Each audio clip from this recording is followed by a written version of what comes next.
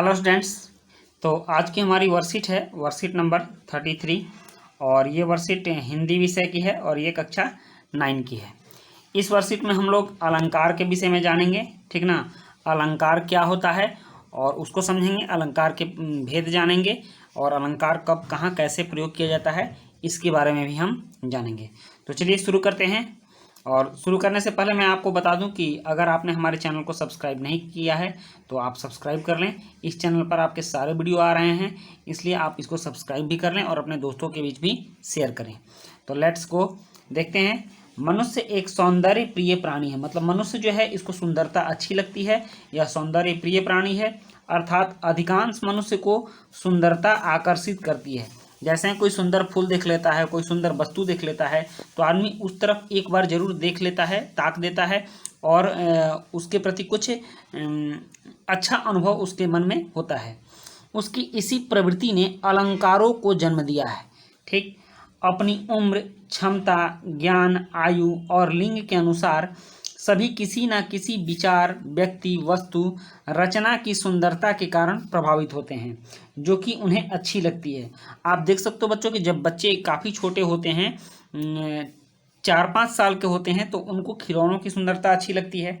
और वहीं बच्चे जब 10-11 साल के हो जाते हैं, 14-15 साल के हो जाते हैं, तो खिलौनों की सुंदरता छोड़ करके वो कपड़ों की सुंदरता पर ध्यान देने लगते हैं, ठीक। तो आयु के अनुसार विचार, व्यक्ति, वस्तु और रचना की सुंदरता से वो प्रभावित होते हैं।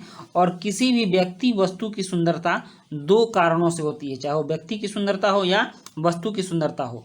उसके 2 कारण हैं, एक बाहरी रूप और सजावट। अगर कोई बाहर से बहुत अच्छे ढंग का कपड़ा पहनता है या फिर बहुत अच्छी सजावट करता है तो अच्छा लगता है। और दूसरा आंतरिक, जो कि उसका गुण होता है, ठीक ना, गुणों पर आधारित होती है। उसके अंदर कुछ अच्छे गुण हैं तो लोग उसके प्रति आकर्षित होते हैं। तो इसी तरह कोई रचना भी अपनी बाहरी रूप के कारण सुंदर होती है, तो कोई अपने अर्थ या गुण के कारण। मतलब हिंदी भाषा में भी कोई रचना अगर बाहर से उसको सुंदर लिखा जाए तो देखने में सुंदर होती है, या फिर उसके अर्थ को इस ढंग से बनाया जाए कि उसके अर्थ समझने पर सबको सुंदर लगे। तो इसमें भी 2 कारण है सुंदर होने के, अपना अर्थ और उसकी बाहरी सुंदरता। कवि या कलाकार सामान्य मनुष्य की अपेक्षा थोड़ा अधिक बुद्धिमान और कुशल होता है। कवि और कलाकार जो होते हैं वो कुछ ज़्यादा उनमें एक्स्ट्रा ऑर्डिनरी होता है, कुछ बुद्धि होता है। वह ऐसी रचनाएं करना चाहता है जो सौंदर्य के कारण लोगों को आकर्षित करे और लोग उसे पढ़ें, ठीक ना। यही कारण है कि कविता देखते हैं, कविता कोई कविता पढ़ने में ही अच्छी लगती है, ठीक। और किसी किसी कविता के अर्थ इतने अच्छे होते हैं कि लोग उसको पढ़ना चाहते हैं। तो किसी रचना को सुंदर बनाने और सजावट करने का तरीका या साधन ही वास्तव में अलंकार कहलाता है। मतलब किसी भी रचना को जब हम सजाते हैं तो उसको अलंकार कहा जाता है, और जिस ढंग से सजाते हैं वो ढंग अलंकार कहलाता है। अलंकार 2 शब्दों से मिलकर बना है, अलम और कार। अलम मीन्स शोभा और कार मीन्स करने वाला, मतलब शोभा करने वाले को अलंकार कहते हैं, सुंदर बनाने वाले को अलंकार कहते हैं। अलंकार का अर्थ ही है आभूषण, गहना या जेवर, ठीक। तो आभूषण या गहना जेवर किस लिए पहना जाता है, तो सुंदर दिखने के लिए पहना जाता है। तो उसी तरह हिंदी में भी जो अलंकार का प्रयोग होता है वह हिंदी भाषा को सुंदर बनाने के लिए अलंकार का प्रयोग किया जाता है। जिस प्रकार कोई स्त्री कितनी भी सुंदर हो लेकिन गहना उसके शरीर की सुंदरता को और बढ़ा देता है। अगर कोई भी स्त्री हो, अगर बहुत अच्छी हो, लेकिन उस पर से वो ऊपर से गहना भी पहन ले तो और ज़्यादा सुंदर लगने लगती है। तो उसी प्रकार अलंकार ऐसा साधन या तरीका है जो कविता की बनावट, शब्द, भाव और अर्थ की सुंदरता को बढ़ा देता है, ठीक ना।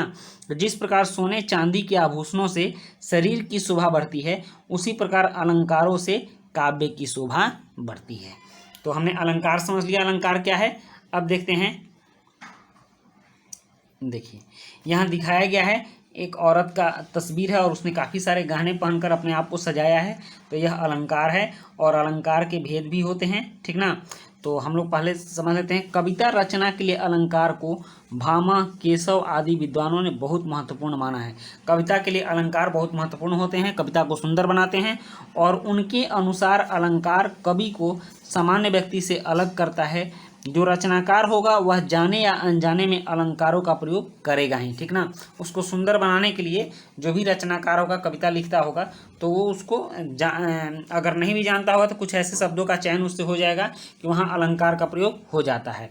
तो इसका प्रयोग केवल कविता तक सीमित नहीं है, वरन इसको गद्य में भी देखा जा सकता है। मतलब पद्य में तो यह आता ही है, गद्य में भी आता है, ठीक। तो अलंकार के 3 भेद होते हैं, ठीक ना। शब्दालंकार होता है, अर्थालंकार और उभयालंकार होता है। तो आज हम लोग शब्दालंकार के बारे में पढ़ेंगे। देखते हैं शब्दालंकार के बारे में क्या कहा गया है। इसमें शब्दों के प्रयोग के कारण कोई चमत्कार या सौंदर्य उत्पन्न होता है। शब्दालंकार में क्या होता है कि शब्दों के प्रयोग के कारण कोई चमत्कार या सौंदर्य उत्पन्न होता है। यह 2 शब्दों से मिलकर बना शब्द अलंकार है। इसमें कविता की सुंदरता शब्द पर आधारित होती है, अर्थात शब्द के बदल देने पर अलंकार, सौंदर्य या चमत्कार नष्ट हो जाता है। तो उसमें जो शब्द होता है वहीं उसकी सुंदरता होती है, और शब्दों से ही कविता को सजाया जाता है। तो जब शब्दों से कविता को सजाया जाता है तो उसको हम लोग शब्दालंकार कहते हैं, ठीक ना। जैसे किसी काव्य पंक्ति में पानी शब्द है तो उसके स्थान पर जल रख देने पर यदि सौंदर्य नष्ट हो जाए तो यह शब्दालंकार की पहचान है। जहाँ पानी से उसकी सुंदरता बढ़ रही है, लेकिन पानी हटा करके जल लिख देंगे तो उसकी सुंदरता नष्ट हो जाएगी। तो ये पानी जो है ये शब्दालंकार हो गया। शब्द के 2 रूप हैं, ध्वनि जो सुनाई पड़ता है और अर्थ जो समझ में आता है।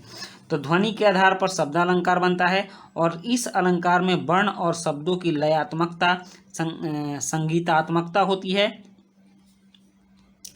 अर्थ का चमत्कार नहीं है। शब्दालंकार का आधार वर्ण, शब्द और वाक्य होते हैं, ठीक। तो शब्दालंकार के भी प्रमुख भेद हैं, 3 भेद हैं शब्दालंकार के, अनुप्रास, यमक और श्लेष अलंकार। तो हम लोग समझेंगे अनुप्रास अलंकार किसे कहते हैं। कह रहा है कि अनुप्रास शब्द अनु और प्रास शब्दों के योग से बना है। अनु का अर्थ होता है बाद में, और प्रास का अर्थ होता है निकट रखना, अर्थात किसी वर्ण को बार बार एक के बाद एक रखना अनुप्रास अलंकार कहलाता है। जैसे मान लीजिए कोई कविता लिखी हुई है, मधुर मधुर मधुर मधुर मुस्कान मनोहर, ठीक ना। मधुर मधुर मुस्कान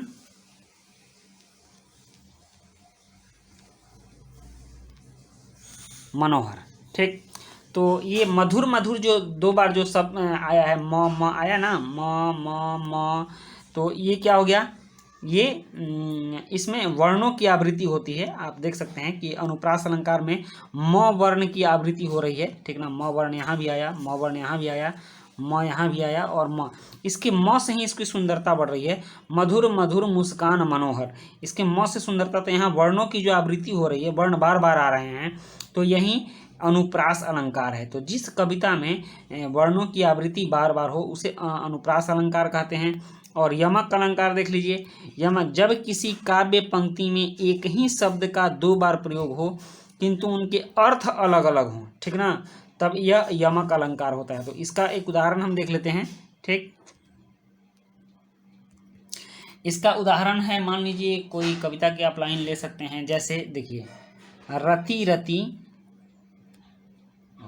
रति रति शोभा सब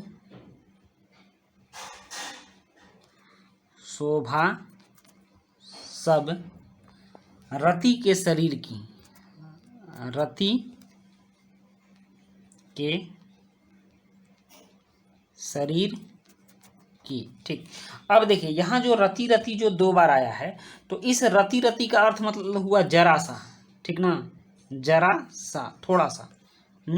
तो थोड़ा थोड़ा शोभा रति के शरीर के, और ये जो रति आया है रति के शरीर के, रति रति शोभा, तो ये जरा जरा, थोड़ा थोड़ा शोभा, थोड़ा थोड़ा अलंकार, ठीक ना। रति के शरीर के, ये जो रति है, इस रति का अर्थ हुआ कामदेव की पत्नी जो रति थी। कामदेव के विषय में आप लोग सुने होंगे, ये एक देवता थे और इनकी पत्नी का नाम रति था, ठीक ना। तो ये उस रति के बारे में बात हो रही है, और यहाँ पर रति रति मतलब जरा जरा सा की बात हो रही है। तो इस तरह से शब्दों का 2 बार प्रयोग हुआ लेकिन उनके अर्थ अलग अलग हुए, तो यह यमक अलंकार हो गया, ठीक ना। यमक अलंकार में शब्दों की आवृत्ति होती है और उसके अर्थ अलग अलग होते हैं। और अनुप्रास अलंकार में वर्णों की आवृत्ति होती है ठीक ना। तो इस तरह से आपने 2 अलंकार सीख लिया और नेक्स्ट हमको अगले वर्कशीट में हम लोग श्लेष अलंकार के बारे में पढ़ेंगे। तो इस वर्कशीट में हमने अलंकार जाना, अलंकार के भेद जाना, अलंकार कितने प्रकार के होते हैं उसको जाना, और नेक्स्ट में हम लोग श्लेष अलंकार पढ़ेंगे। तो इसके साथ ही आपकी ये वर्कशीट कंप्लीट हुई और मिलते हैं हम लोग नेक्स्ट वीडियो में। तब तक के लिए गुड बाय।